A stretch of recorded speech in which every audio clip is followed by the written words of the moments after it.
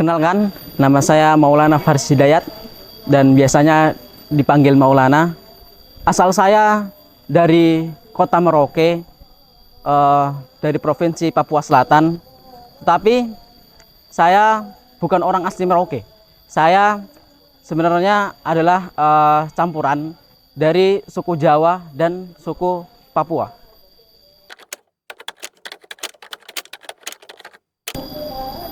Oke, motivasi saya untuk bergabung di program Kader Dai adalah yang pertama itu pastinya saya ingin melanjutkan perjuangan Rasulullah SAW, yakni menyebarkan Islam ke seluruh dunia. Dan juga yang kedua, saya ingin melatih mental dai saya. Saya ingin melatih mental menyebarkan Islam. Karena di daerah saya, khususnya Papua, di pedalaman, itu banyak ustadz-ustadz, tetapi mereka tidak mempunyai mental dai untuk mereka menyebarkan ke pelosok-pelosok. Karena kita tahu sendiri di Papua, apalagi orang-orangnya itu sangat-sangat keras, sangat-sangat bisa dibilang non-Islam. Non-Islamnya kuat banget. Jadinya untuk kita ingin menyebarkan Islam itu sangat-sangat susah dan harus dibutuhkan mental yang kuat.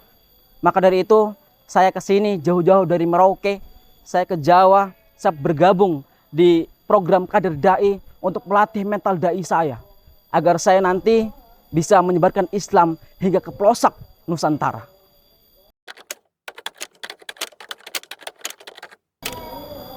Hal yang menarik yang ada di sini, pertama kali saya sampai di tempat ini, itu yang paling menakjubkan bagi saya adalah pemandangan alamnya.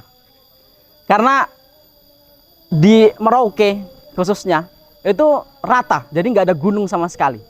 Jadi saat di sini saya tinggal di asrama yang mana view-nya langsung kepada Gunung Arjuno dan Gunung Bekel, itu sangat-sangat fantastis. Sangat-sangat saya ini sangat-sangat sangat-sangat tidak menyangka bahwasanya ada pemandangan seindah ini, seperti itu. Kemudian pula pemandangan inilah yang membuat saya juga dan teman-teman itu betah tinggal. Kemudian kita nyaman jikalau kita mau murojaah, kita mau menghafal. Dan juga biah kita di sini di program Kader Dai ini sangat-sangat bagus sekali biahnya. Di mana kita dipaksa, di mana kita diharuskan untuk berbicara berbahasa Arab. Kita setiap hari bilughatil arabiyyah, kita berbicara dengan bahasa Arab. Kemudian pula teman-teman kita juga tidak ada yang menolak akan hal itu. Jadi semuanya saat diperintahkan dengan bahasa Arab ngomong setiap hari, maka itu akan menjadi kebiasaan seluruh kader atau dai-dai di sini. Kemudian pula hal yang paling menarik yaitu teman-teman, lingkungan dari sosialnya. Itu sangat-sangat menarik sekali. Karena jikalau saya lihat pengalaman saya sekolah sebelum bergabung bersama Kader Dai ini, itu banyak dari teman-teman itu tidak istiqomah dalam menjalankan suatu program seperti program bahasa Arab. Itu tidak istiqomah atau banyak yang menentang akan hal itu, tidak mau berbahasa Arab dan lain sebagainya. Tetapi biah di sini, teman-teman saya di sini yang bergabung pada program dai ini sangat-sangat luar biasa sekali. Mereka kompak, semuanya itu istiqomah dalam menjalankan program karena kita sama-sama ingin menjadi dai yang tangguh.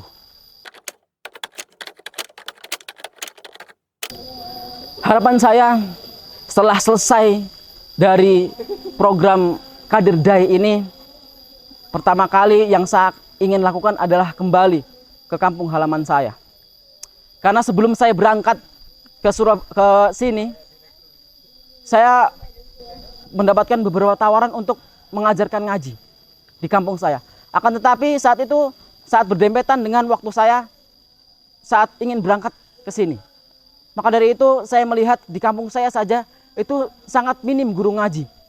Banyak ustadz, tetapi untuk ustadz yang mau mengajarkan ngaji itu sangat-sangat sedikit. Mereka ada yang sibuk dengan dunianya. Namanya ustadz, tetapi masih sibuk dengan dunia, masih mementingkan dunia daripada perkara akhiratnya.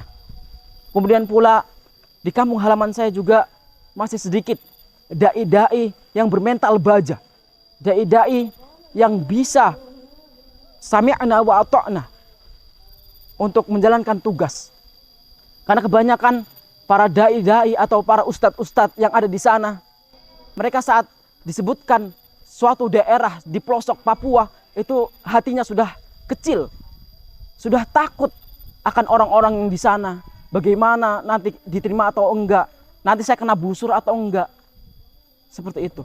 Maka saya di sini, saya melatih mental saya melatih diri saya, karena Allah Subhanahu Wa Taala.